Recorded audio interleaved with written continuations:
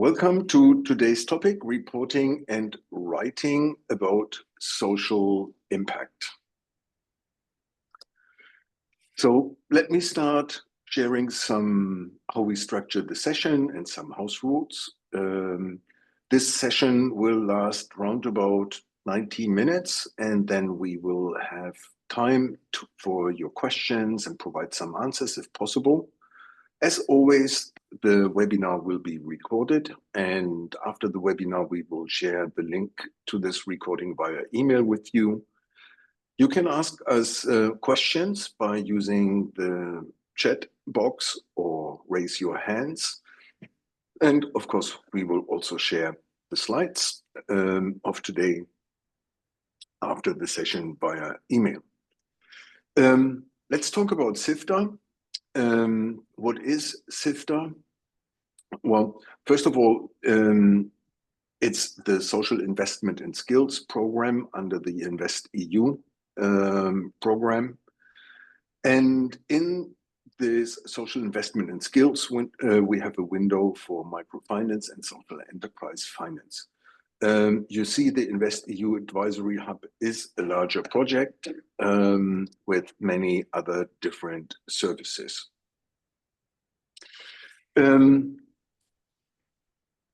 The European Investment Bank is in charge of managing the SIFTA initiative, and under SIFTA we can provide targeted capacity building, project advisory and market development support to financial intermediaries who are active in the microfinance and or social enterprise entrepreneurship space.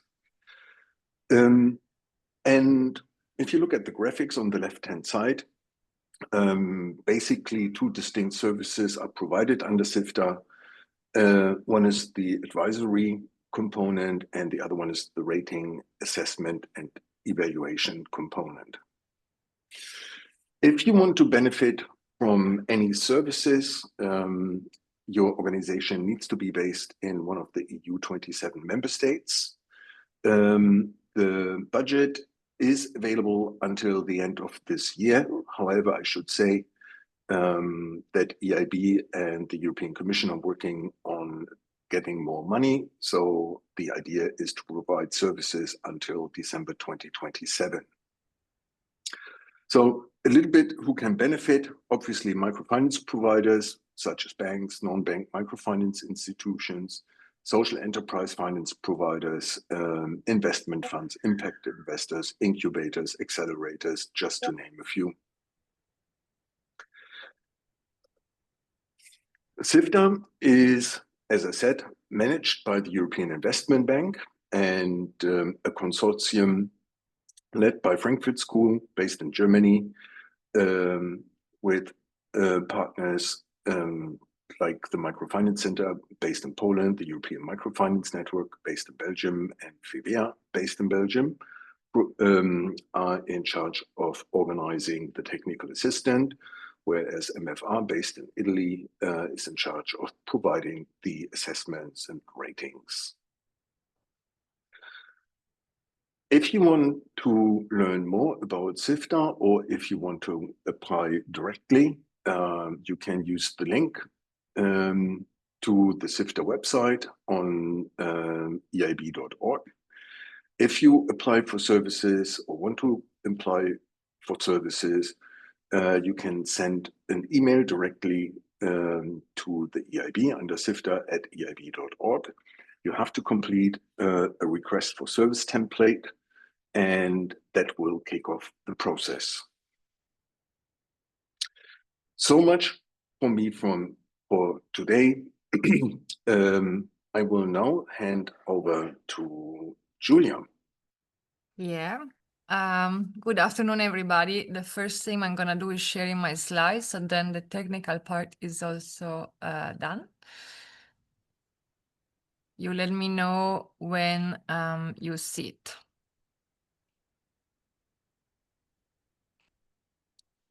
Now we can see it. That is great. And well, my name is Julia. I am a project lead and researcher at the European Center for Social Finance, and my expertise lies in social impact management, which is partly linked to what I want to share with you today. But this webinar actually really looks deeper at the later stages of impact management and more specifically at the reporting phase. Now, my plan is the following. In the first part, I want to talk about two of the key assumptions we are making every time we decide that it's time to communicate our social impact. And this is very close to what I'd consider the most common pitfall in impact reporting. So I will also provide some examples. In this first part, then we will conclude with empathy mapping, which is an exercise you can do before you even start with your communication efforts. The second part looks a bit more in depth about one specific way of reporting impact, which is usually writing, because the most common way of reporting impact is to publish a periodic impact report. But then we also talk about other modes of reporting impact, and we'll also consider some of the ethical issues that can arise in the communication part. And then the final part is a bit shorter. It's specifically dedicated to dissemination and also some more creative ways to disseminate our social impact. So as I said, I would like to start from the very beginning. Maybe just to repeat what Jörg said already, if you have questions, I'm very happy to get them as we are talking about a specific topic you might have questions about. So just drop something in the chat or raise your hand. I'm also happy to stop talking for a moment. But you don't have to wait until the end to ask questions. Now, when we look at the umbrella term, which is communicating social impact, this we can divide it into two parts. The division is a bit artificial because, of course, these two aspects of communicating social impacts overlap, but it can be useful to distinguish them for understanding them. So reporting is the structured periodic delivery of impact data or outcomes, and often it is formal and it is done with the purpose of providing accountability and evidence. This means also that reporting happens on a regular basis, and it's usually more dense with information with respect to dissemination, where instead we are just taking some key information and we want to maximize our reach and engagement, and really we want that our key messages only reach specific audiences. Now, communicated social impact and therefore reporting and dissemination rely on two key assumptions. This is going to sound very obvious, but I think is important.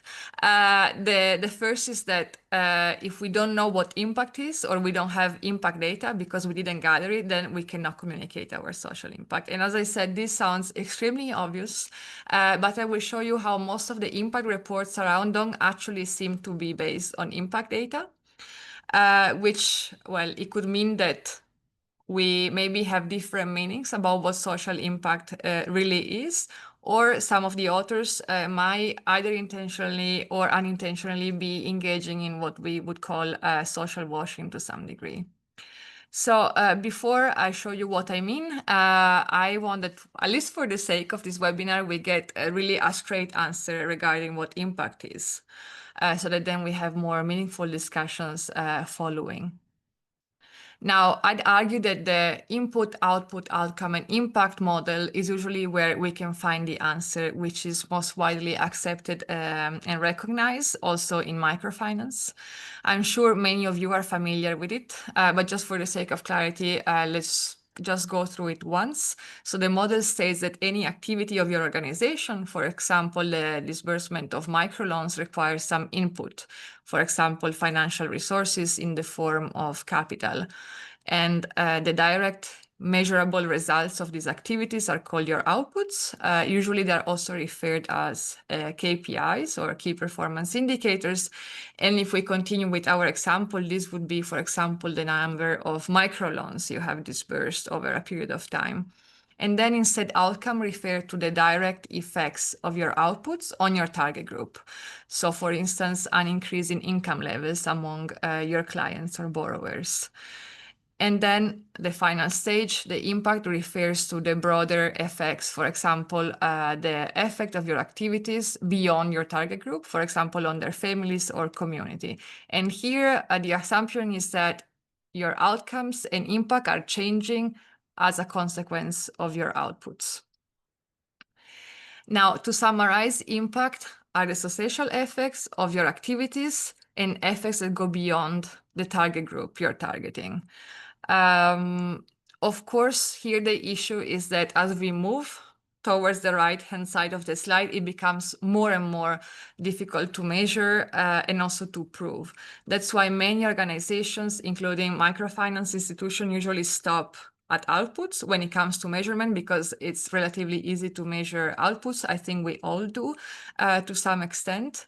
The problem here is that just knowing about our outputs doesn't tell us absolutely anything about the effects of our outputs on the target group. So just knowing how many loans we have disbursed doesn't mean that there has been an increase in income among our target group.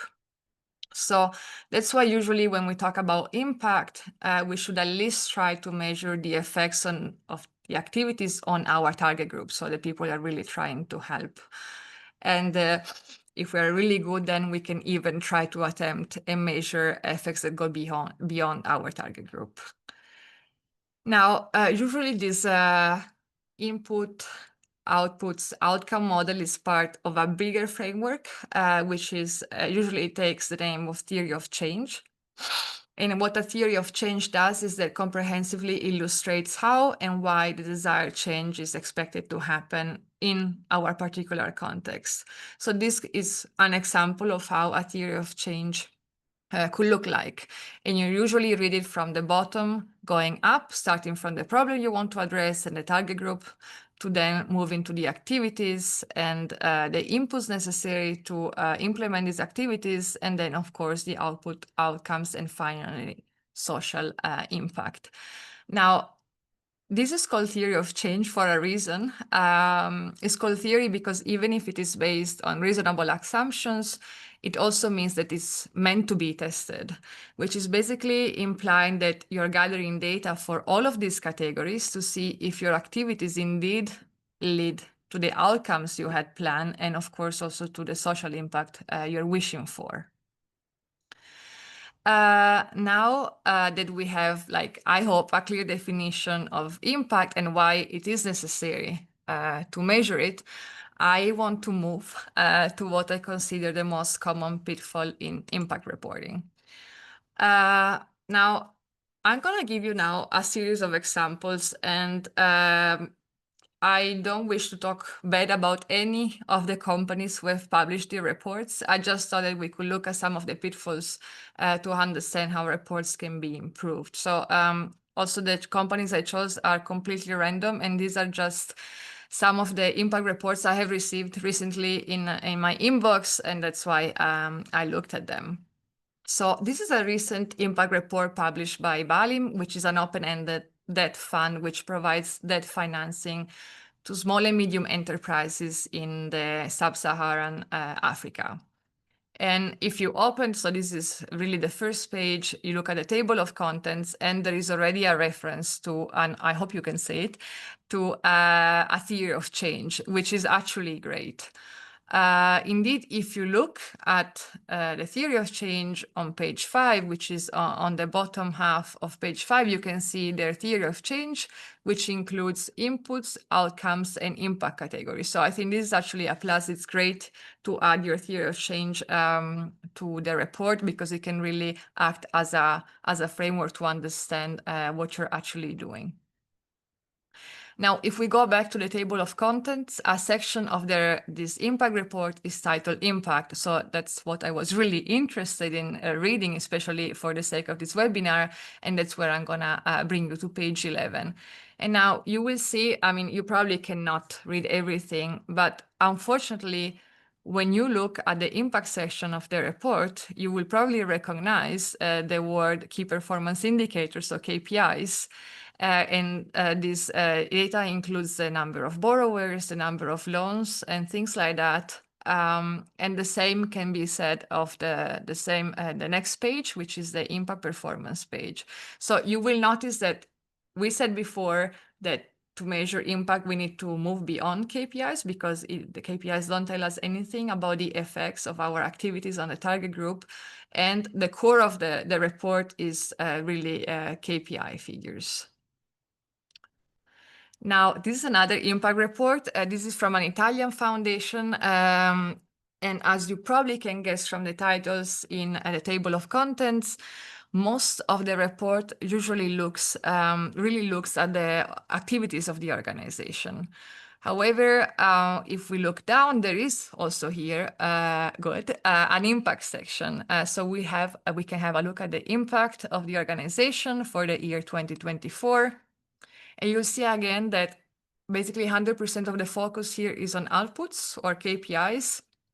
And in this specific case, it means the amount of money invested. And then I have a third example, which is similar but slightly different. So this is the third example I brought. This is an organization.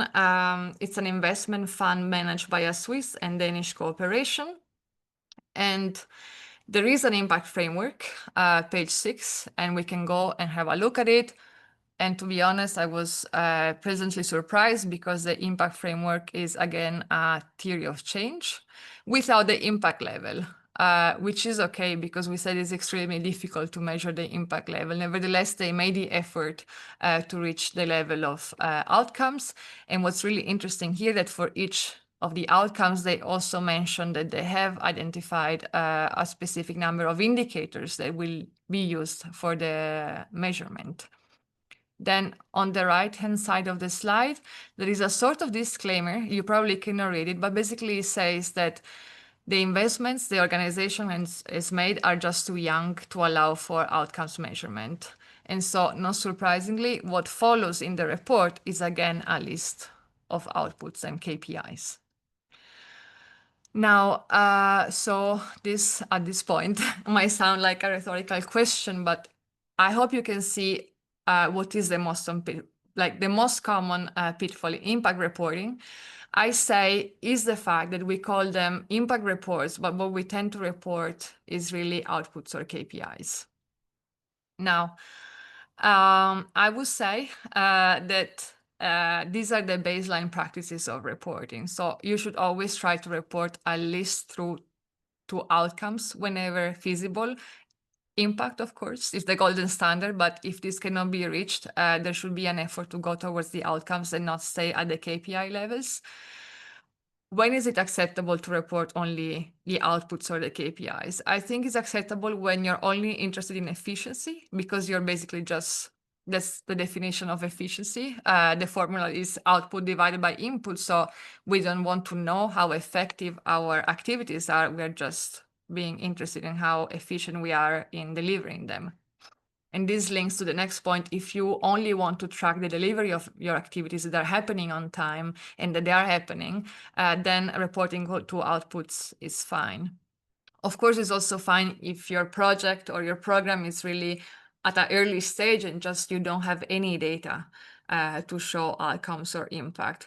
However, I would say that in this case, it's just like we saw in the third example, it's still very important to clarify that your impact report focuses on outputs only. And also you have to explain why you didn't address outcomes and impact in your impact report. So I would say these are my baseline recommendations for impact reporting. And now what we have seen is what I would call baseline practices, but I want to move to something more advanced and of course also discuss what exactly should be included in a report. So in the next part, we're going to talk specifically about content. And even if your impact report is not going to be talking about outcomes and impact only, you will have to add additional information. So how do we decide what additional information to include? I think one very useful way to do this is, for example, using a matrix like this one. If you look at the matrix, it kind of helps you to think who your stakeholders are, since this could potentially be your audiences, but also what kind of communication you want to have with them. Is it a one-way? Like, are you giving them information but don't expect anything back? Or is it something else you want to engage in a dialogue with them? So if one way to think about this is really to fill out this matrix, trying to think of who are your stakeholders. And that's what I try to do in the next slide. I pretend that I'm a microfinance institution. And if we try to fill out from the perspective of a microfinance institution, then we are preparing to communicate social impact. And we could think, for example, of the general public. The general public might have very low access to information regarding our organization because they don't know us. So this means also they will need an intro to our services, and they're probably not going to engage in a dialogue with us. They are probably just recipients of information in our communication efforts. And taking instead a very different example, if we think of wider community members, so members in the community, in the same community of the target group, however, members that are not receiving our services, they may have limited access to information about our organization and our services, but we want to engage in a dialogue with them because we think it could be very valuable, since they most likely have a very deep insight into what the community needs. So when reporting to them, for example, we might want to create possibilities for dialogue through more interactive formats than, for example, an impact report. In any case, I would recommend the matrix just as a starting point to help identify your key stakeholders and audiences. And once you have clarified who they are, you could follow up with an empathy mapping exercise to better understand what specifically should be included in a report aimed at these different audiences. And this is how empathy map looks like. So you always place one stakeholder in the middle. In this example, I've chosen to put the funders, just to variate a bit with my examples. And then when we think of the funders, we can try to map what they say, for example, their direct quotes, what they think, the thoughts and beliefs of the funder, what they do, the actions and behaviors, and their emotions. So what are the emotions that funders experience? And this should be very helpful in deriving pains, so the challenges and pain points that your audience faces, and also the gains, the benefits, desires, and the positive results that your audience is seeking. Now, if you cannot fill out all the boxes very precisely, you can also use intelligent guesswork, which is kind of what I did for a practical example. So I imagine that we are creating this empathy mapping for one of our funders. What they say, because they have written this on their website, they care about inclusion and long-term change. And they also want to see clear results tied to their funding. What they really think, so this might be insider information I have, or maybe derived from my experience in working with this funder for a long time, is that they don't know if they can trust that these results are accurate, like the ones in our impact reports, and they don't want to fund based on vanity metrics and stuff that is really just done for PR. What they do is that usually they don't have much time, so they skim report very quickly just to look at key outcomes and visuals. They don't have time to read the whole report.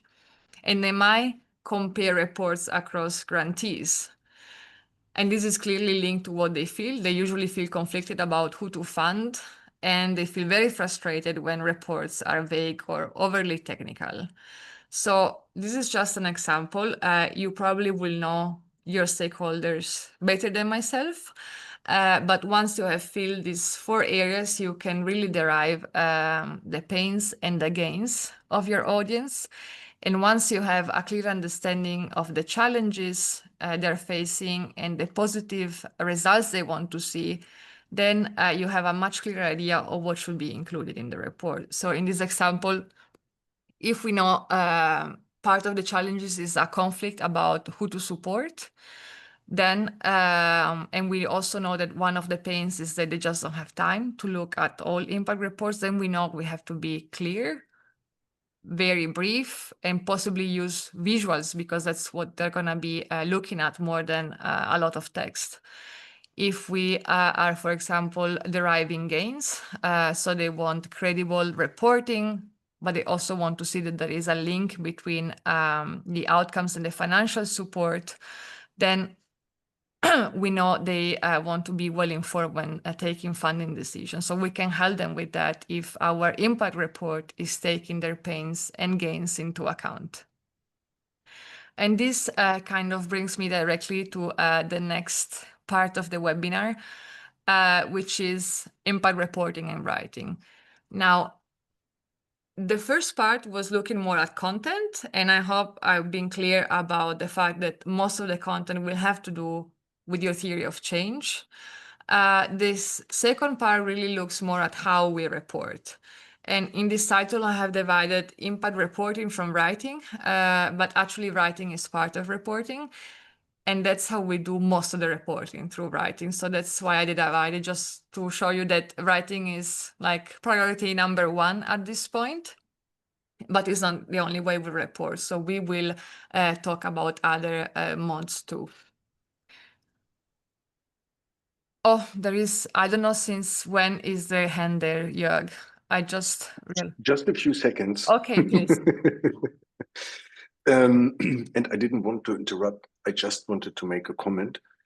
I find the empathy map, but also this stakeholder mapping, really helpful to start collecting data. So not only the beneficiaries, but also talk with family members, community members, as early as possible, also to get an early feedback. So how do the people in the community, family, think about the intervention? Do they notice a change?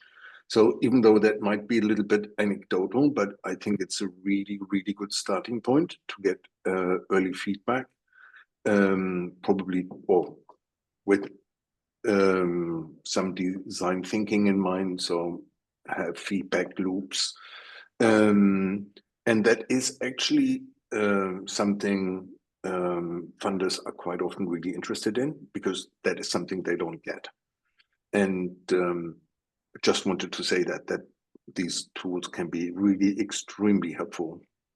I think so too. And again, I don't want to badmouth any of the organizations I'm taking as examples, but when you read, like, I myself don't read the impact report of my organization because it's just too long. Like, and I'm working there. So it means we have a problem, because I cannot then expect a funder or a community member to go through it and expect them to have read it. So I think I can imagine not many organizations do this, which I also understand, because there's usually not the focus of a microfinance organization.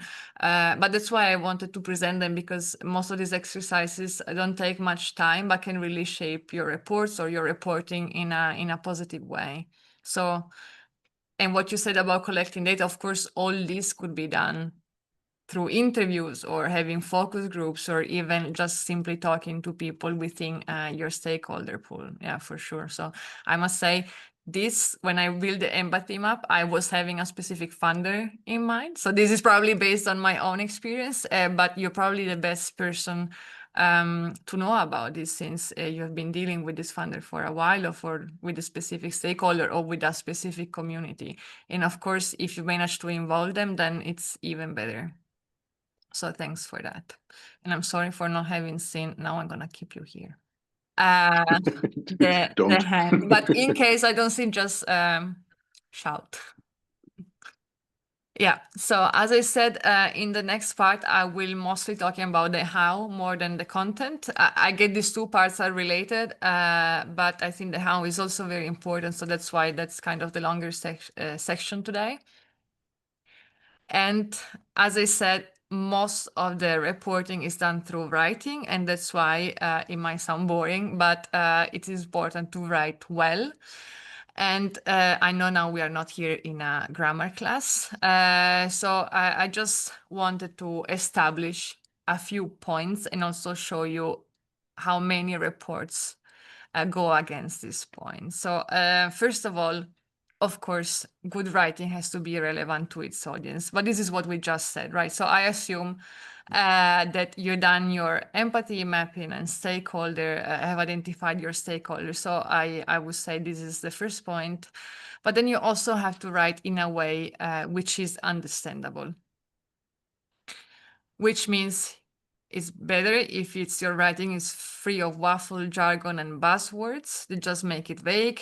You use clear, short sentences, and of course, it's probably spelled and punctuated to avoiding repetition. So you should also follow conceptual clarity, and this is something I see very rarely.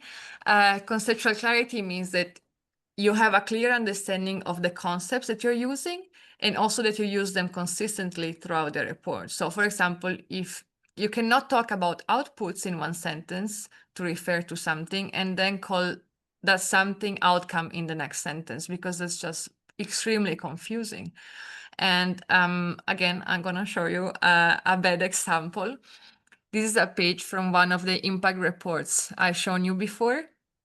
And I just see many opportunities for improvement. So I would say that trailblazing initiatives, innovative humanitarian finance, I would consider them buzzwords because I don't know what they mean, and I'm not sure anybody, I'm not even sure they have a real meaning.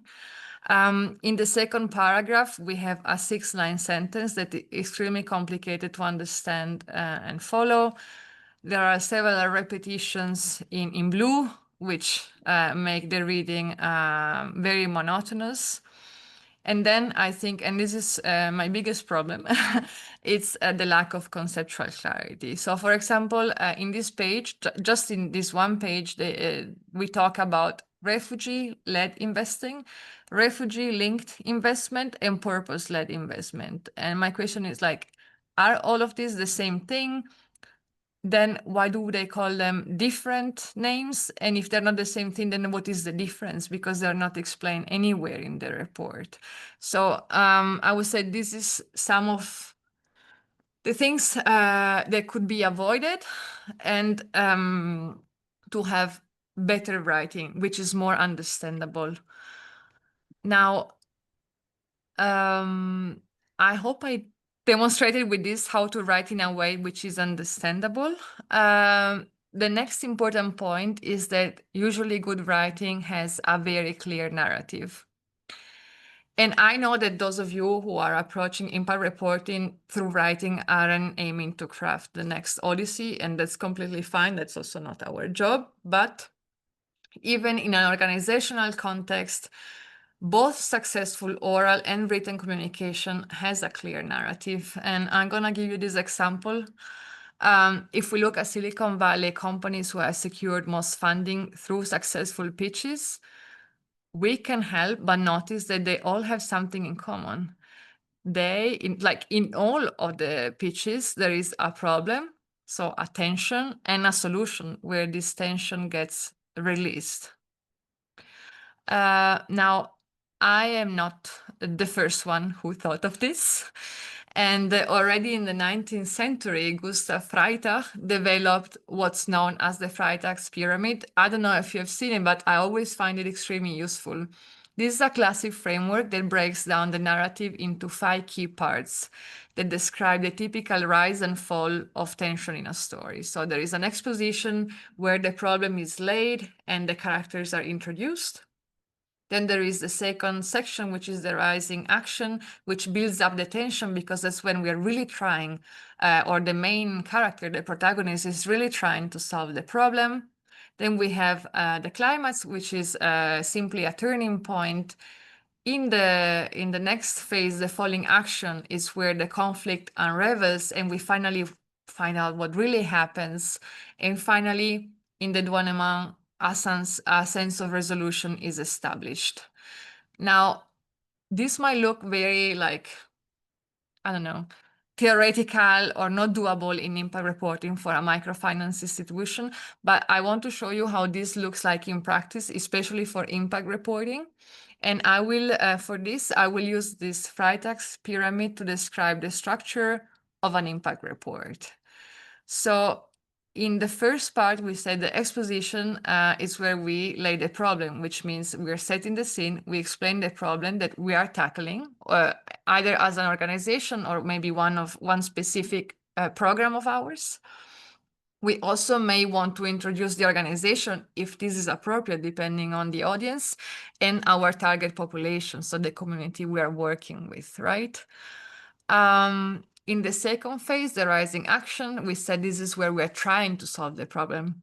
And here we can describe the activities we are implemented, but also all the key inputs, all the resources we have devoted to these activities. We can we can at this point also already highlight the outputs, because we said the outputs are not solving our problem. These are a direct result of the activities that just happen because we're doing the activities. But as I said, most of the reporting stops here, which makes the narrative extremely weak because we don't have a resolution.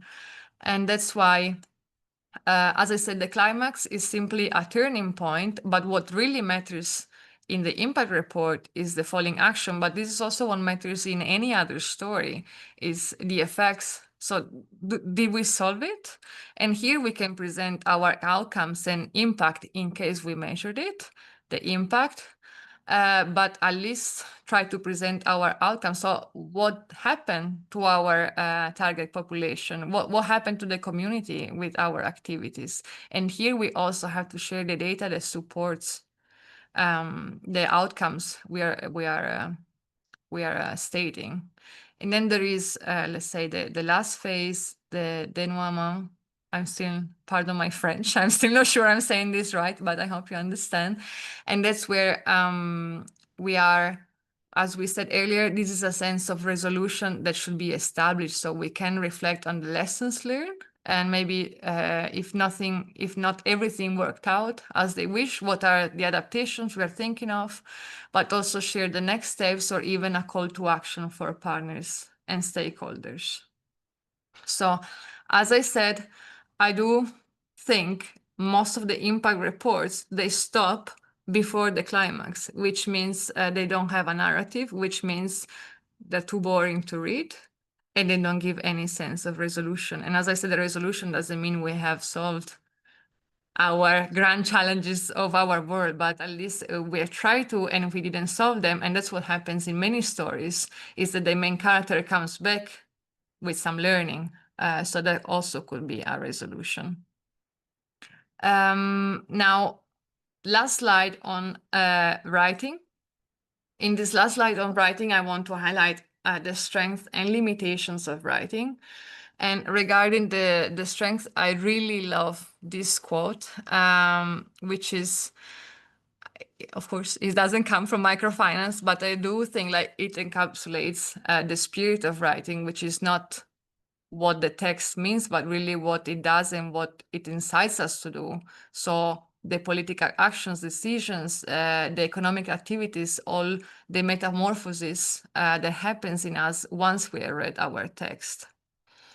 This would be the strength of writing. It moves us. The limitation is that, of course, we cannot write everything that can be told, and also is time consuming. Reading is time consuming, and also it's difficult to digest. So that's why in the next slides, I'm gonna move a little bit away from writing, and I'm gonna talk more about multimodal reporting, which means what can we add to our writing, or what can we do in parallel for impact reporting. I will start with something very obvious and simple, which is, of course, we can add visual elements to the text. Even without using tables and figures, we could use, of course, different text fonts and sizes. Of course, this must be done with purpose, otherwise they don't make any sense. We might want to use different colors, but we can also use other visual elements. And this is something I use quite often. It's called Visual Format Framework. And it explains that, for example, if the content is complex, you can increase clarity by using position, size, and colors within a written text. If the text is too overloaded, you could leave details on demand. This means, for example, the heavy text or heavy data could go in the appendices, which could either be on demand or just attach to the report at the end. And then the third part, which I think is the most interesting, I think is very useful because it groups visual into 4 categories based on 2 questions. Do you want to visualize a process or a structure? And do you want to speak to the mind or to the heart of our audiences? So of course, if you want to visualize, it's not of course actually, because I'm still learning, but let's take, I think, the most simple example. If you want to visualize a process and you want to speak to the mind, then you will use arrows, but a process could also be visualized in a pictorial way, and this would be speaking to the heart more than to your mind. So I think this is quite useful. I also saw there is a question, but then somehow I cannot open it. I can read the question to you. Please. Would you have examples of reports showing impact as defined in the beginning of the presentation from Isabel? I think it's a super cool question because I was really trying to find one and it was extremely difficult. I do have a couple and I will I mean, it's just like, I think it was a conflict of interest. Every time I did impact reporting myself, I tried to do it according to these principles. Still, these are my reports, but maybe I can share them to show you what I meant. I still don't think they're perfect, but I'm sure I did try to reach the outcomes level and sometimes the impact. So I'm happy to share them maybe a link in the slides where I have gathered them for one of my projects. And I will also then share more examples when we go to creative approaches, because it's also something I experimented a little bit with. So maybe at the end, I can add it to the chat if that's okay. Can I make a comment? Yes, please. I think it's really, really helpful to think of visualization in these reports. And until today, I haven't seen any generative AI produced outputs which have almost like a really good quality. I understand that organizations use that because of resources, but it might be worth to invest a few hours for a graphic designer. Yes, Here. I agree with this. And I, for example, is something like, that's why I didn't know if I should share my reports, because they're not amazingly done from the graphic points of view. But I have the feeling sometimes when I was looking at reports to put in these presentations, the graphics were catchy and so, but there was no content. Like it was about the KPIs again. So I think, of course, the first is to have the impact measured, or at least the outcomes. And then, yes, I agree. Then you could invest in everything else. But like, I just don't think it makes sense to invest in a graphic designer or in extremely appealing visuals if you don't have anything, like if you have the KPIs only. I'm not saying these are nothing. It's just like these are not part of an impact report, or are not, as I said, it should be the introduction of it. Well, what's probably a little bit underestimated. So I have classes, so I'm a little bit picky when it comes to making a text accessible and readable. And so the use of colors and typography really makes a huge difference. And that's specialty of graphic designers. So, and I would highly recommend, like, even if you don't want to have the graphics, like on this level, that you have a proper layout you can use. And it really makes a huge difference. And those who don't use that also use the choice of fonts and stuff. They just make it more difficult to access the information there. I agree. I used the chance to send the link I promised while you were talking, Jörg. I hope you didn't mind. No, not at all. Yeah. So as I said, And I'm as not always, saying these are the best reports ever produced, but they do follow the idea that you shouldn't report only outputs. So have a look at the link, and there are many of them, and maybe you will find something there. Yeah. Should I go on? please do. Okay, good. So maybe also to add on what you have said, because I'm not a graphic designer, that's all I'm gonna put about visuals in when it comes to visual elements, because I really don't have enough insights about this. I'm sure you will find somebody who can help with that. It's just not gonna be me. Is there another question? Okay. No. Then maybe I'm gonna talk. So I'm gonna focus from now on about visual elements aside. We have tables and figures that usually appear in reports, and I'm gonna talk a little bit about both. My tables are not gonna be amazing, but it's more about the content in this case. So usually tables should help you understand, should help your audience understand and remember what they read in the impact report. Now, visual asides, please look at the table and you tell me if you think this is user-friendly. So I see that Jörg is like, boo table, not user-friendly. But again, besides the colors, the font, why do you think it's not user-friendly? So the biggest mistake here, first of all, in a table, the information shouldn't sit on the line. That's one thing. So the line spacing is not okay. Then the biggest problem is the big black lines in the table. So visuals asides, like when it comes to verticals context, can be avoided here. Horizontal lines in a small table like that would be perfectly okay. And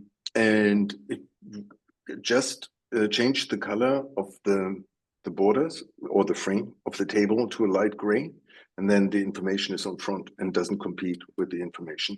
I accept all of this critique, but what I want to emphasize was the content problem. So the table is showing the services of a microfinance institution and how many people within their client pool are using them. So they have 162 clients, and different people are using different services, but sometimes they overlap because a person can use more than one service, right? Now, besides that, the table is ugly, and I take it, Jörg. What I wanted to criticize was the fact that it's not user-friendly. The first reason is that the information should be ranked. Because if I look at this, I still have to spend time trying to find out which one of my services is used the most. Instead, if I rank them, then this information comes much quicker. The second is because the same person can use more than a service, then the total numbers don't really help me to get an idea. And so a percentage would be very beneficial because I see how many of my clients are using a specific service. So, and then all what Jörg said is also valid. Everything should be improved when it comes to the visual of the tables, but just the ranking would make the information much quicker. And since we were talking also about people are not going to spend too much time on your report, if it's also difficult, like the table should help them make the information clear. If it makes me think even more, then it defeats the purpose. Let's say that I want to use this table, but I don't like the table. I want to make a figure out of it, so a chart. What do you think, colors aside and visuals aside, what do you think of this chart?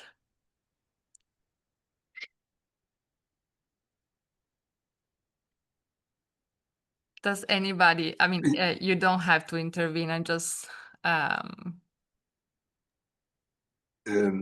Well, the first is the so what question. It's like what I'm supposed to do with this chart. It's like eat So it. in theory, it should help you understand how many of your clients are using specific services. Does it do that? No. Okay, that's the first thing. And plus, there is a huge problem with this chart. We said before that one person can be using more than a service. So the whole point of this chart is that, like, it doesn't follow the fundamentals of a pie chart, which that we are dividing the parts of a whole.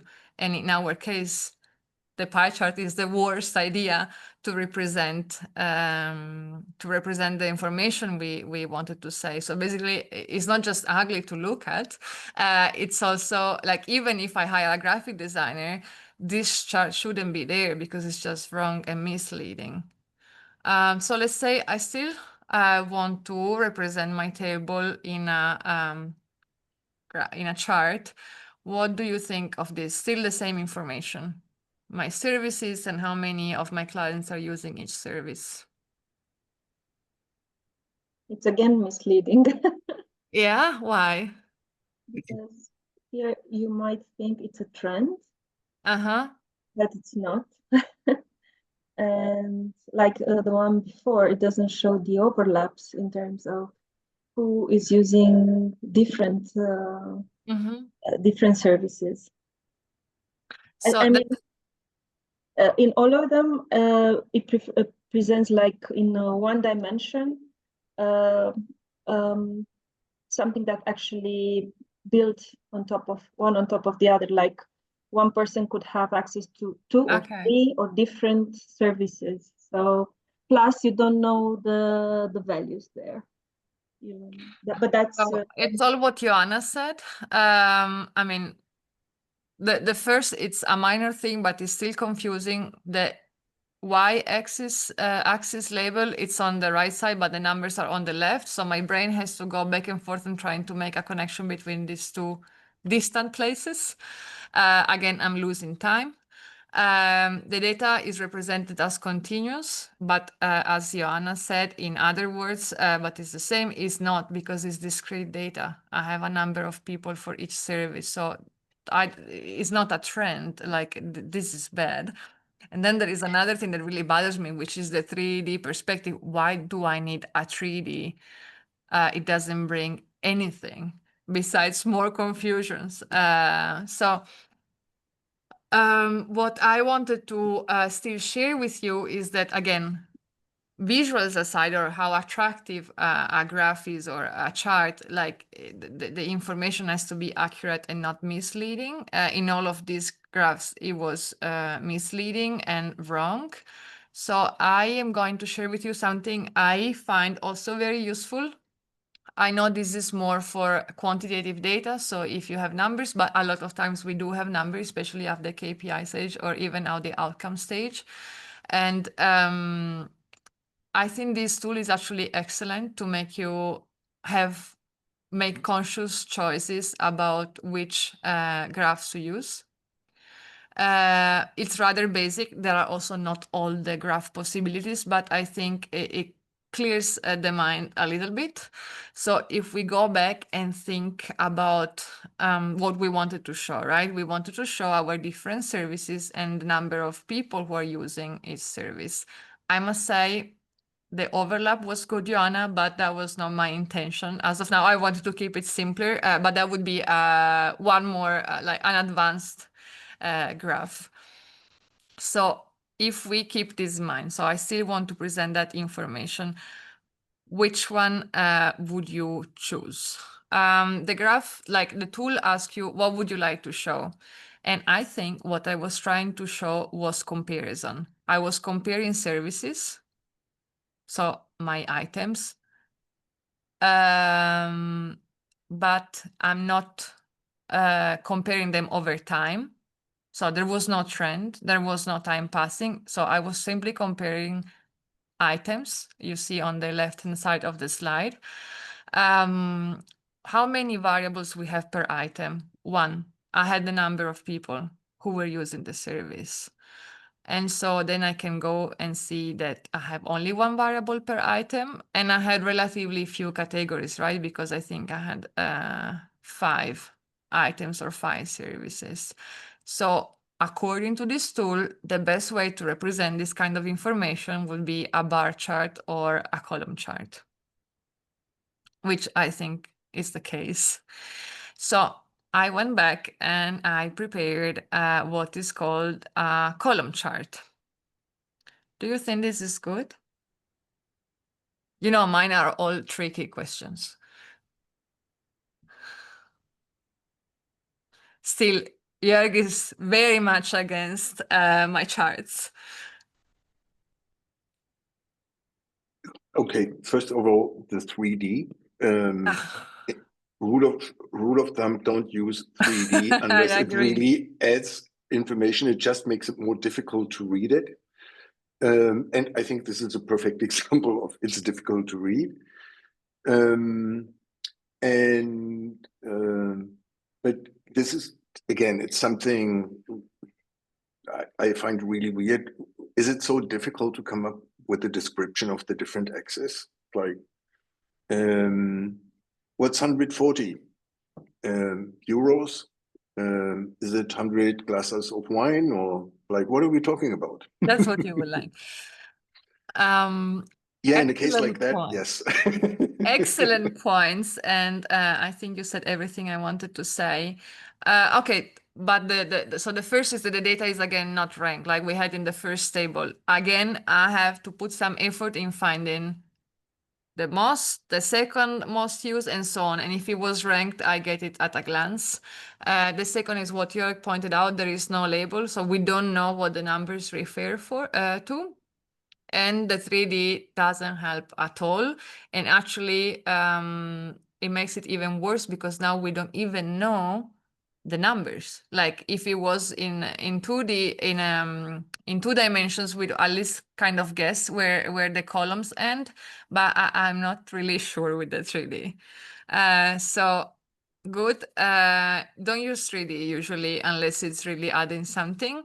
In the end, to finalize the preparation of a figure using the table we have seen, this would be the best in the sense when it comes to content, not because of the visual. For this, we will need a graphic designer or somebody better than me.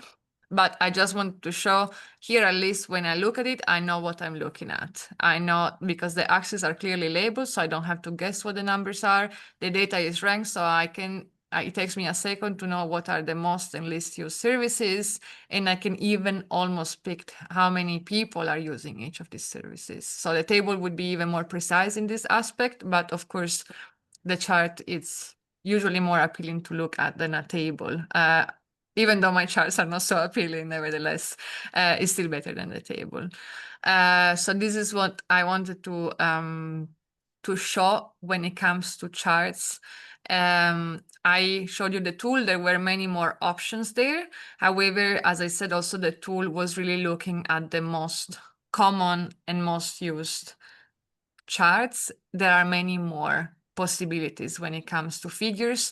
I've added a couple to this presentation just to show them to you. I'm sure you saw some of them. They're also more difficult to create. One of this, I used it sometimes. I used to Sankey diagrams to show results from different focus groups in different countries and what were the themes that were mostly talked about.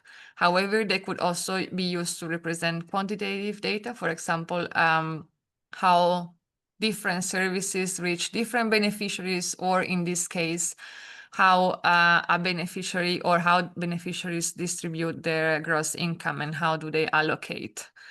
So this is called Sankey diagrams. There are also online tools to help you design a Sankey diagram. I use some of them. I must say my results are not always very satisfactory, but maybe you're better than me at this.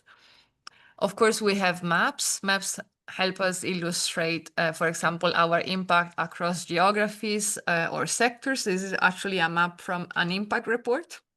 So I also do have good examples. And then we have something that I also use sometimes. These are network diagrams. I think they're relatively good to illustrate qualitative data. For example, the network of relationships and interactions between beneficiaries, their families, and the wider community. But as I said, these are really like just a few examples to show that there is more to charts than what I've initially showed you. And of course, the possibilities are unlimited if you have the time to invest in this or the resources to hire a graphic designer. And this is a diagram that makes me actually quite happy because it uses only one column. Yeah, that's... And you don't need more. Yeah, maybe next time we should do the webinar with a graphic designer or somebody who knows about this. But I agree. I agree. So I would like... So my part about visuals is kind of finalized. What I still want to talk about when it comes to reporting is the ethics of impact reporting. And what we know is that when we are reporting our organization's impact or the impact of one of our programs, sometimes organizations don't report impact across the whole spectrum of their services, then we are developing a series of responsibilities. There is more than these two groups, but to simplify, I think we're developing responsibilities towards our audiences, but also towards our participants. Now, I would like to start with the audiences. We already kind of hinted at some of our responsibilities, but the first thing is that we need to report well and clearly so that they understand our impact. And I think if we use multimodal reporting, which means we're using different modes of reporting and not only text, then this could be, if you do it well, it can be more ethical because it helps audiences understand your impact better. Of course, it might be also useful to think about what you want your audiences to understand, which is a little bit the exercise we did with empathy mapping. What happens here is that if we do this, so we think and we write, keeping really in mind what our audiences want to hear, what is the problem? Like, is it ethical to try to influence our audience?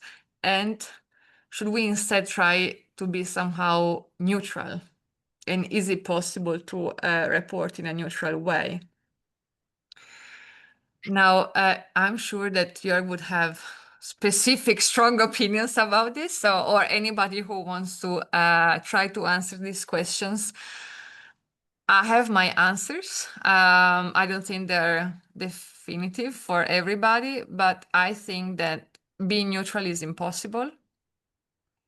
And I think you can try to influence your audience to understand what you believe to be the truth. What I think is unethical is that you're trying to influence your audience to believe something that is not true by providing misleading information, or you're representing information in a misleading way. I think that's unethical. And I take an example I actually had in my last webinar. Again, I know it's very obvious, but this happens a lot. And that's why I didn't put a real example. I came up with my own graph. But the example was a Spanish microfinance institution that wants to add this graph into their impact report. The graph is trying to represent the change in client income before they join the program, 6 months after joining, and 1 year after joining. And so we see that there is an increase in average monthly income according to this Spanish microfinance institution that doesn't exist, by the way. So we can talk about this. And I hope that everybody can see that this graph is incredibly misleading. And the problem with the graph is that the y-axis doesn't start at 0, which also means that the average increase is from 600 euros a month to 615, which is a 15 euros increase per month. And that's how the graph would look if you start the y-axis at the 0 value. And I think anybody who sees this graph would think, well, the average monthly income level didn't increase. And that's also what I think we should understand. But if we look at this very quickly, actually looks like a very steep increase. So this, I would say, is something unethical, cutting the y-axis to make people think you had a bigger impact than you actually had. And the second part is the responsibilities instead towards our participants. And this is, I think, yeah, Jörg. Before we go to the participants, one of the things I've seen in reports is when it's aimed to inform funders, policymakers, to also include research. So just to demonstrate, well, this is just not my opinion or my experience. There are others who can corroborate. And it's not only to show off, yeah, I read some books or something, or some articles, but really to balance the own argument, and maybe also to highlight some things which cannot be addressed, but have been discussed in the literature, for example. Yeah, I think it's a great point, and also adds to the discussion. If you have somebody cooperating with you in the report, a research organization, a university, this adds credibility. Probably also adds expertise, not because they're geniuses, just because they do this for a living, gathering and analyzing data, while most microfinance institutions have other priorities, which is completely understandable. So it could really add something also in terms of reporting. The only danger there is that then you might have a researcher reporting, which is not the most fun to read. But I guess this webinar should help. How is that possible? Yeah, I don't know. Like, I always like to read research, but yeah, nothing is more practical than good theory. Yeah. So, as I said, we also have a series of responsibilities towards our participants, because we said at the beginning to demonstrate our outcomes, which are the effects of our activities on our participants, we must have collected the data from them, and now it's time to report it. So I would say the list could be much longer, but we have to report, of course, trying to ensure fairness to our participants, not only when we collected the data, but also when reporting it, which means there are several issues that may arise. I have identified these two, but I'm sure maybe Jörg will have more ideas. Issues of anonymity and confidentiality, and then issues of accessibility. This is something I also a little bit touched upon in the last webinar. But is maybe, so I hope you were not there, but in Western research paradigms, usually we tend to assume that anonymity and confidentiality are always a good thing. especially for our participants, but actually they don't always serve the best interests of our participants. And I would instead encourage you to think that it should be up to them to decide if they want to be anonymous or if they should be named in your social impact reporting. And the example I usually give is the one from Kristen Perry in the US, who conducted research with Sudanese refugees.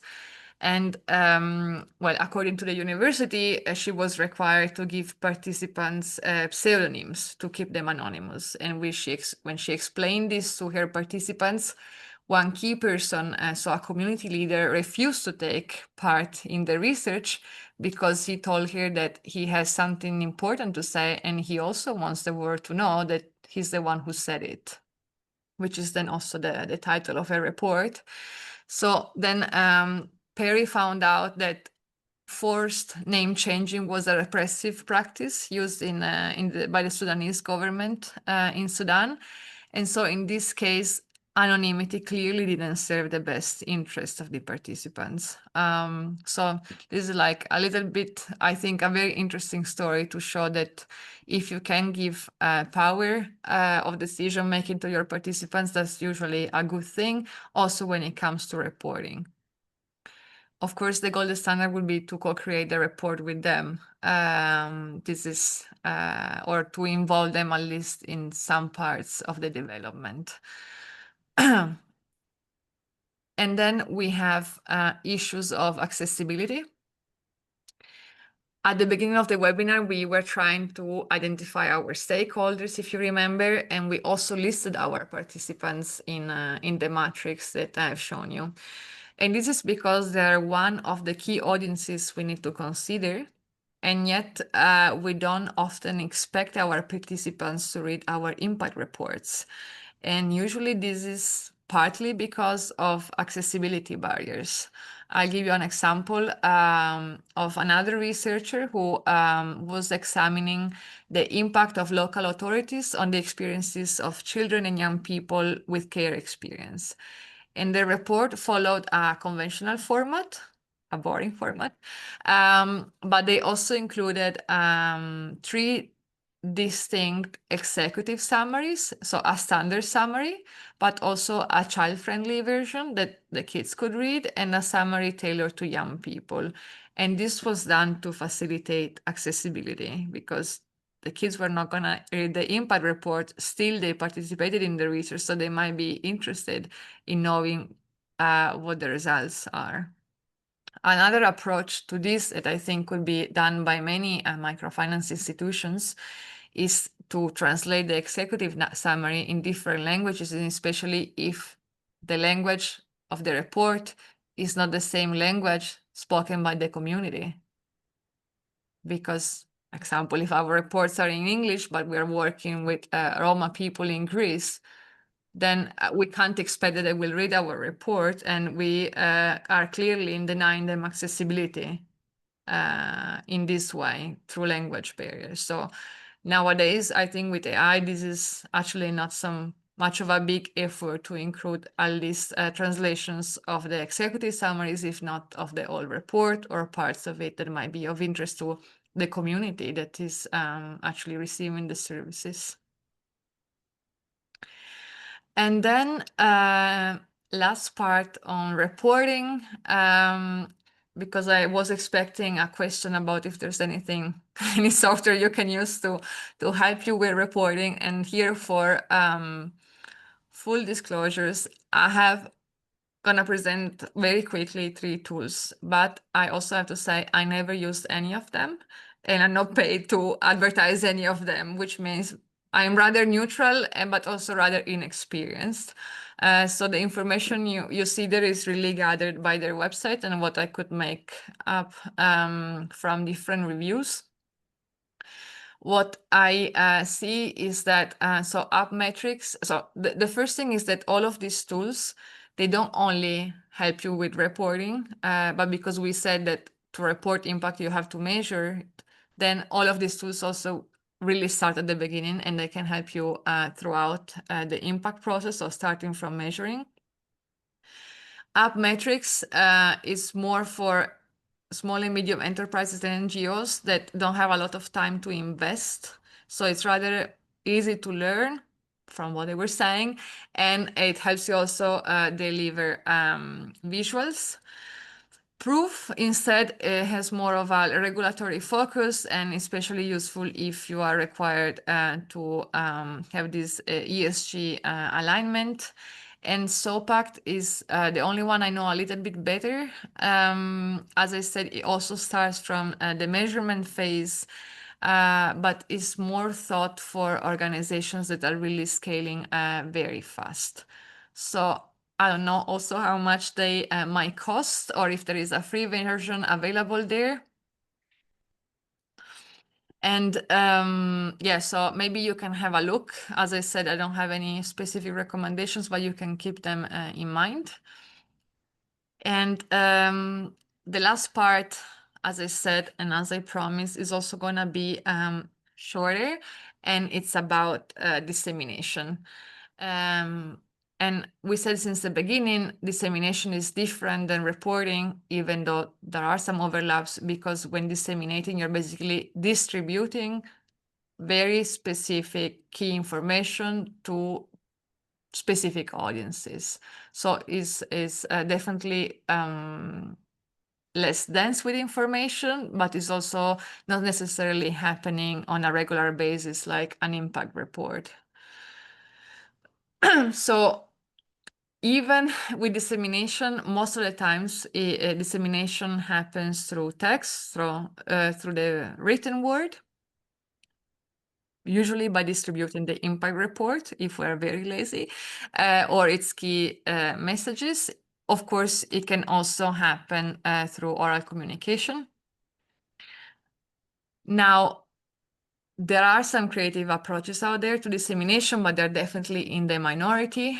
It is just like for reporting, always extremely important to think of your audience to choose the modes for dissemination, because multiple audiences might require different modes, and also different modes might require different content. So you cannot just use the report for content in any dissemination mode.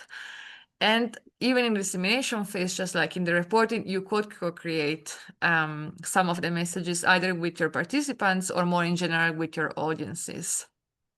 Now, the most usual dissemination methods are, as I said, either you simply distribute the report. Usually this is done through newsletters, blogs, or you talk about some specific contents coming out of the impact report to podcasts and webinar. So this is, for example, a webinar that was done to disseminate the findings of the study we talked about before, the one about kids and young people in with care experiences. And of course, here the audience is clearly an academic audience. The webinar was not done for kids. I don't think kids attend webinars. I don't know. But of course, so this is tailored to the specific audience. So it wasn't tailored for disseminating the results to the participants in this case. Now, you can use more creative approaches to dissemination, and I'm going to talk about a couple of them.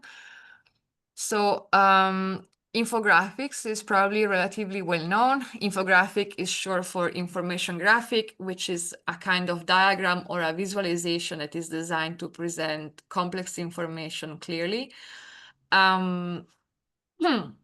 A good infographic will tell us the story about the impact, but of course, it will only be able to deliver key messages, hopefully in an appealing style. Now, and here for full disclosure, again, this is one of my infographics regarding one of the impact reports that actually I added to the chat before. I don't know how appealing the visualization is, but it is already more appealing probably than the full report. And yes, here there was an effort to report also in the dissemination phase data regarding outcomes and impact. So you will see at the beginning, we talk about the number of trainees and coaches that were in our program. So these are clearly outputs or KPIs. But then as you move down the infographic, you see that we are trying to report data on the effects that our program had on the target group and then on the wider community. So again, I don't know if this is a good example. I hope content-wise, yes. Regarding the graphic, for sure it could need improvement. I just found many cool infographics out there to put in the presentation, but then I realized that when it comes to content, that's not what I wanted you to see. And so I thought that would be the best example. Another way to disseminate your social impact is through animations. Now, what is the difference is that animations are visual stories that unfold over a short time. So they're very effective for people who don't have time to read the full report. And of course, for anybody who's interested, so the general public would really benefit for short animations. So when you will get the slides from the webinars, I also added all the sources with the links. And I think this is really worth for you to check out. It's animation from the Ernst & Young Foundation, which is an independent charity supporting young people from a low-income background to thrive in the workplace in the UK. The animation is 1.5 minutes, and I must say, like, I would have never read the report because I just don't have the time. But I think the animation, without being too fancy, was actually really giving you the key results in this 1.5 minutes. So it looked relatively low budget, but I think it got the job done because you could see the impact achieved from 2019 to 2020 in this very short and low budget animation. So the next creative approach to dissemination are videos. Usually they're not so low budget, especially if they're done well. Videos are great because you can really get your message out there. They broaden the reach, engage diverse audiences. They can communicate key messages quickly, especially now across so many digital platforms. What is the key difference compared to an animation or an infographic is that videos really can be emotionally compelling. And I'll tell you more. The example I brought in this slide is a video produced by Cresasor, which is also a member of the European Microfinance Network. And the video is about the impact achieved with one of the activities they implemented in the project Stay On, and more specifically about what they called a community walking week. In any case, my initial thought was that I was going to play this video for you during the webinar, and I added it to the slides, but then I also realized that every time I see the video, I actually cry. And that's why I'm not going to play it for you. But this also helps to make my point that videos can be extremely emotional, so something that usually an impact report, an infographic, or an animation cannot do. And this also encouraged me to tell you, go and watch this video because it's really amazing. So I think this is a really great example of how videos can really do something more in impact reporting. And I think this is the last creative approach I brought today, which is comics. And it's definitely not used much. The advantage of comics is that they can aid memory and retention of information. So this is actually proven. So they're quite good for communicating complex situations which need context, and also across different pools of stakeholders like academics, practitioners, and the public. what's great also, they could be co-created with participants, and this is actually the example I brought. So this is a comic, The Impacts of Stigma. It was created by Nick Dixon, who cooperated with an NGO supporting women who have experienced sexual abuse and homelessness in the UK. And together they created a comic, partly to report the impact of the program, but not only, it was also to report the women experiences within the program. And I also invite you to have a look at it because it's really good. And I think what makes it even better is that it was co-created with the people within the program, and I don't think this happens often. Yes, Jörg. Can I make a comment related to ethics? Yes, please. I wish I could see, I don't know. You mentioned 2 points. This is a brilliant example of adding a third one. Susan Sontag came up with that, and she published an essay many, many years ago regarding the pain of others, where she questions whether it is actually ethical to publish photos of people who are suffering, who are in pain. And I think this is a perfect example on how to navigate that. Yeah, that would be great. So in many charities, there's, for example, a German one, Brot für die Welt, run by the Protestant Church.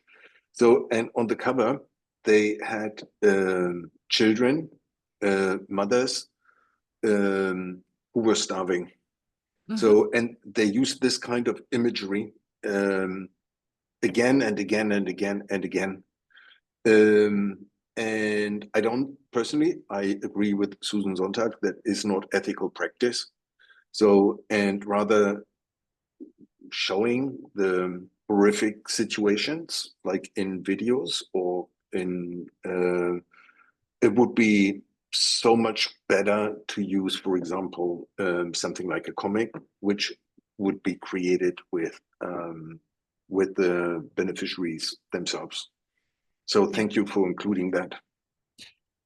You're welcome. I also met Nick Dixon, who worked in this, and I mean, she was amazing. And I mean, she's a big comics fan, and I didn't know that in the UK, Dundee is like the comics capital of the world. I mean, it's all new to me.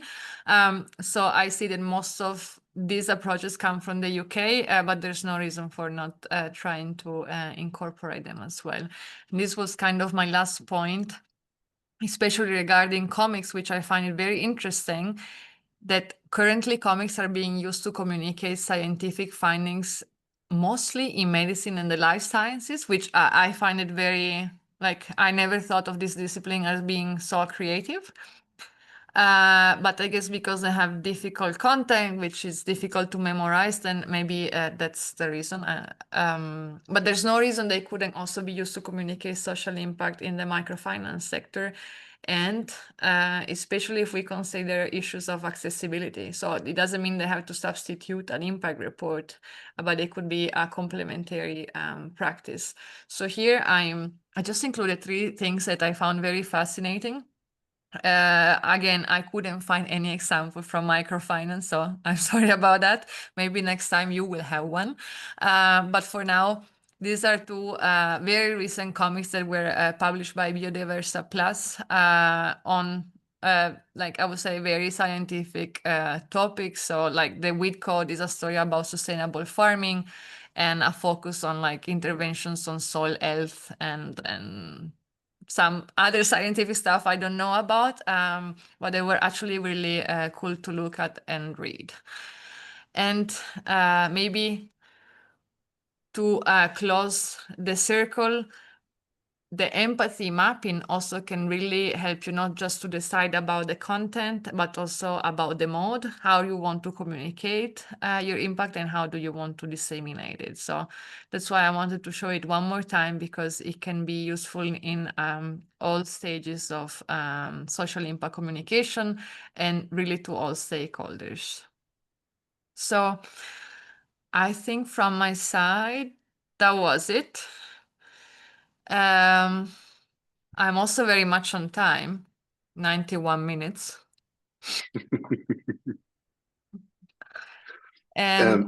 Yes. Thank you very much, Julia. I would open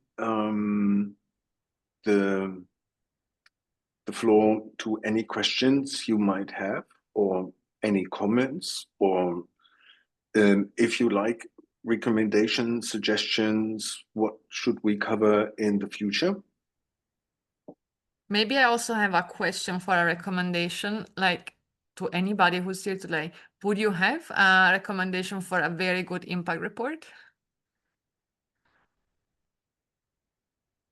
Which is kind of the reason why I put it. But then I find very grateful we had the opportunity to talk about this, because then it means we are not doing this in a memorable way, I guess. Yeah, I couldn't find anything I would take as best practice somehow, including mine impact report. So yeah, this makes it even worse.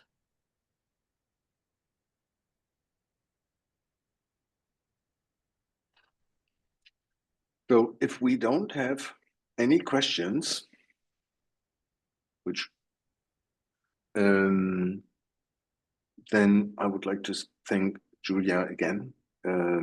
I found today's webinar super interesting, super insightful.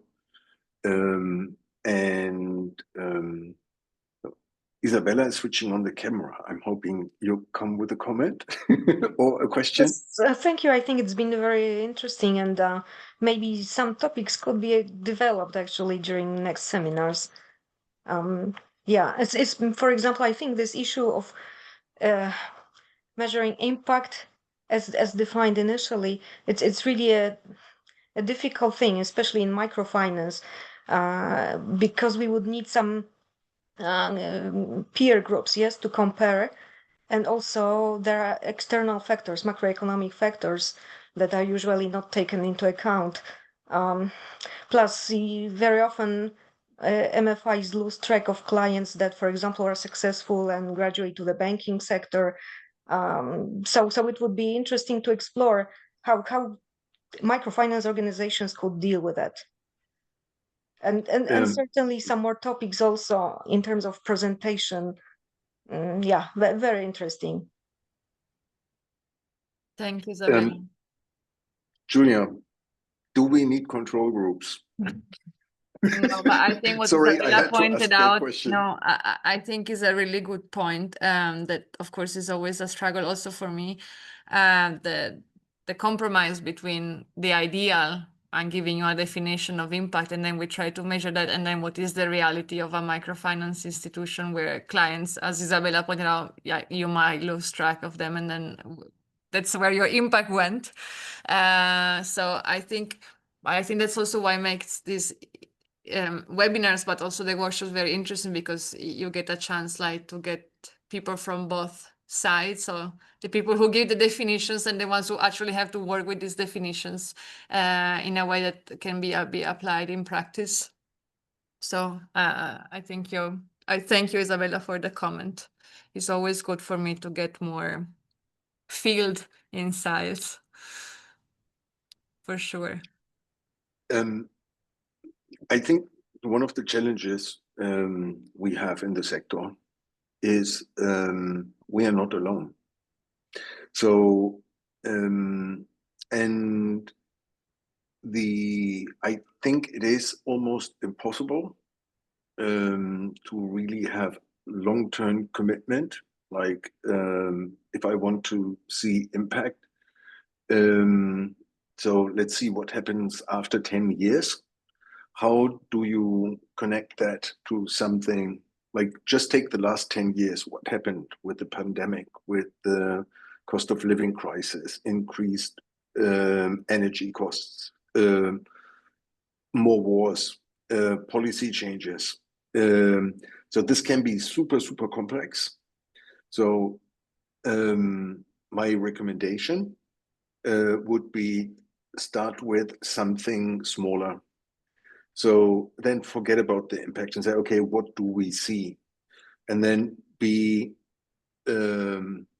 deliberate when you choose your research methodology. Is like, what approach do you use to collect data, to analyze your data? And there are different models out there. And I mean, it's not like a restaurant where you choose what you like best, but really what serves your purpose. So when you think of measuring the effects on a community, like on family income, for example, and you have the opportunity to stay in touch with 4 or 5 or 10 customers over a longer period of time, then use this data. And say, okay, for these people or these persons we served, this is relevant, this is their real experience. And it's just, we have a limitation in generalizability. We can't say this is valid for everyone, or this is the same thing will happen for the next 100 persons we're going to serve.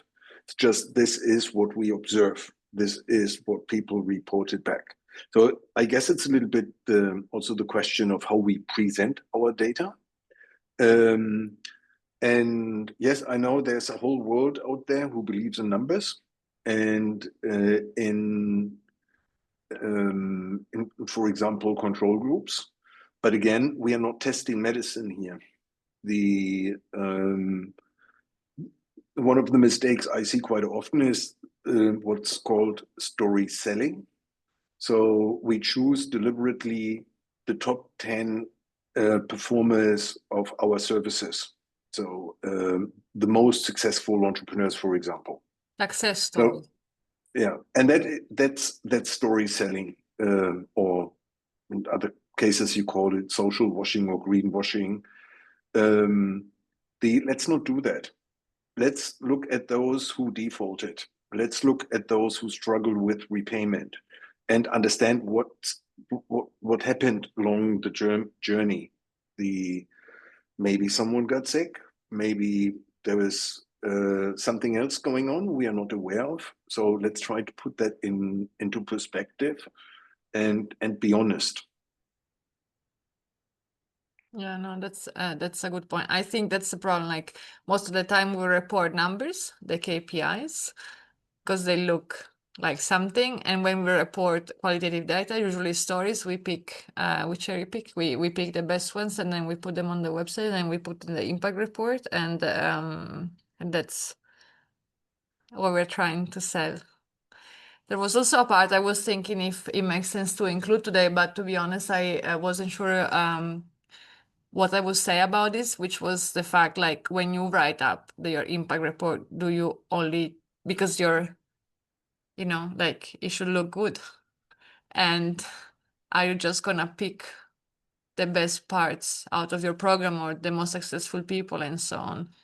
So I also was thinking to put it there, like, I would say this is unethical. In research, this would be unethical. You cannot pick up the only good data you have, like, you have to take it all.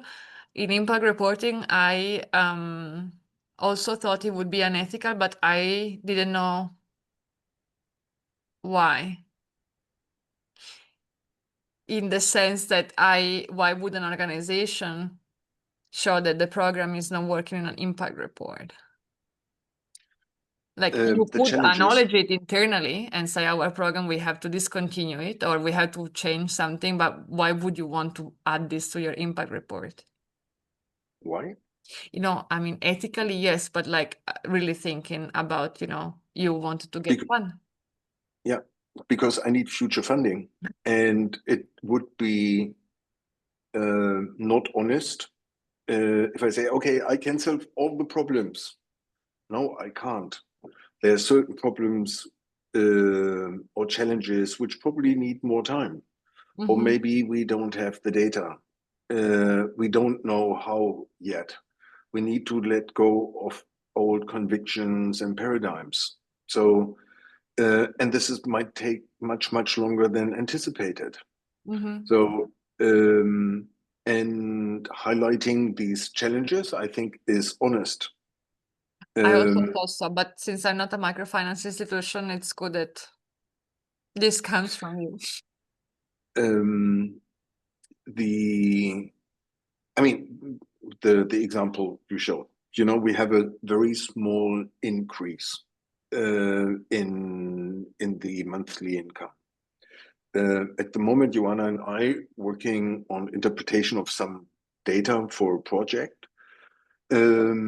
And the funder is especially interested in savings. Were the participants able to make savings? So then we looked at income brackets. And so we have income brackets which are below the official poverty line in those countries. Mm-hmm. So, and I mean, we can easily make an argument and say, okay, obviously, these are the average cost of livings, cost for rent. It will be impossible to make savings, but some were able to make savings. So then it's maybe helpful to talk to them. Where are these savings coming from? How were you able to do that? And we don't have an answer. We don't know where the savings are coming from. We don't know the cost structure exactly of some of the participants. So even if we have the bank statements, we don't know the real cost, what's going on. And especially in low income communities. I saw that in Colombia the other day. It's like in rural areas, you have unemployment rates of 80 to 90%, and somehow people survive. And then they meet for a tinto somewhere in the morning, have 2 hours of work, and come back with a bag of yuca. And then they share the yuca with a neighbor. So they have something to eat for lunch. So, and obviously, something like this would never show up in any kind of formal analysis of financial data, for example. But it's part of the story. Mm-hmm. This is how people survive, and it's understanding that. So, and I don't think that any microloan in a community like that, everyone is already super entrepreneurial, would make a huge difference. So, and it's like, what would really help? Yeah, we need to talk to them. We don't know yet. So, and it's why would I pretend that just because I provide microloans and there's a lot of entrepreneurial activity, that this would be better? Mm-hmm. We don't know. So, and I think we can communicate that very openly. Yeah, I hope so. Well, if I don't see that in an impact report, then I don't think it's a good impact report. I don't know. I struggle to find a good one, that's for sure.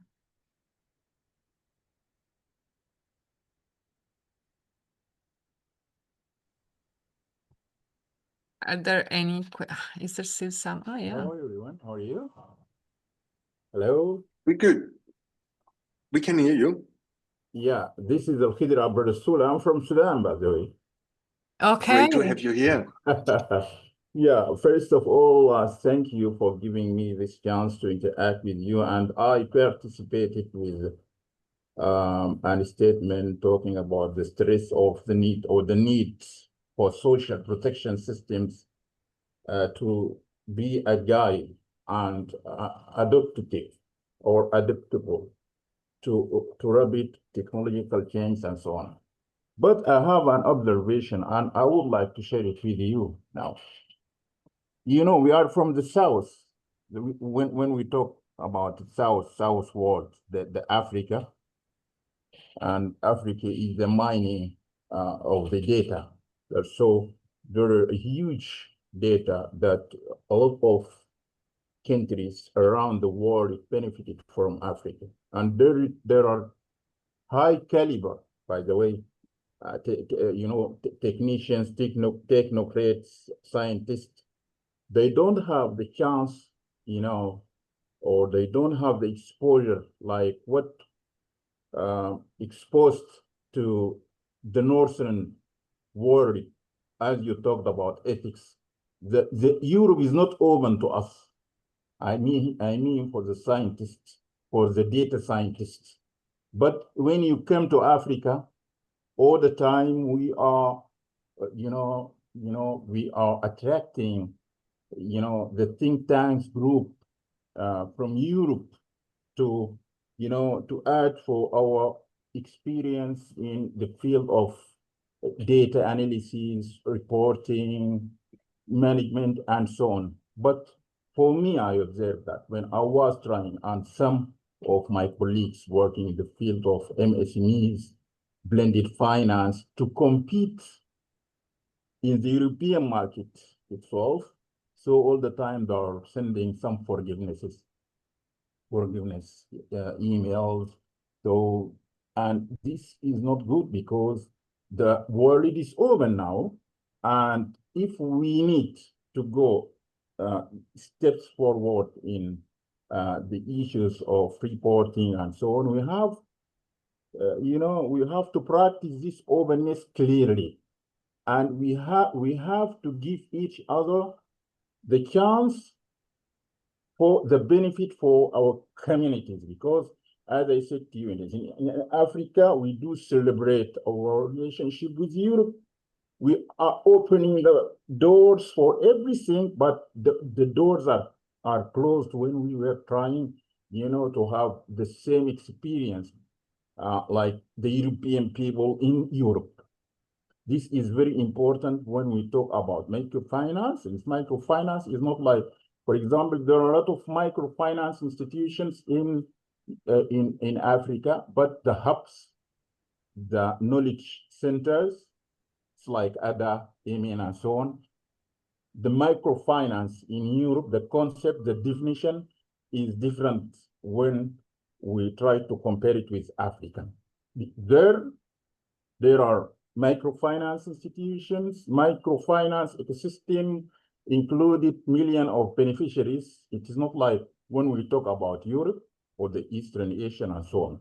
So an openness strategy needed really to bring this report to deliver, significant impacts for the benefit of the grassroots communities. Thank you. You're welcome. I couldn't agree more with what you said. Quite often, it's really a one-way street or one-way form of communication. And personally, I think it's completely wrong. So if you want to do an impact analysis or a research, then it needs to be led by persons who come from this area. So, and definitely not by any Europeans. That hasn't worked in the past, and I don't think that's the way forward.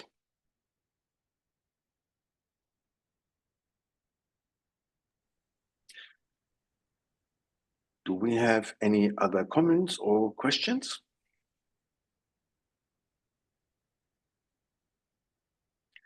No, just if thank not, you. A huge thank you all.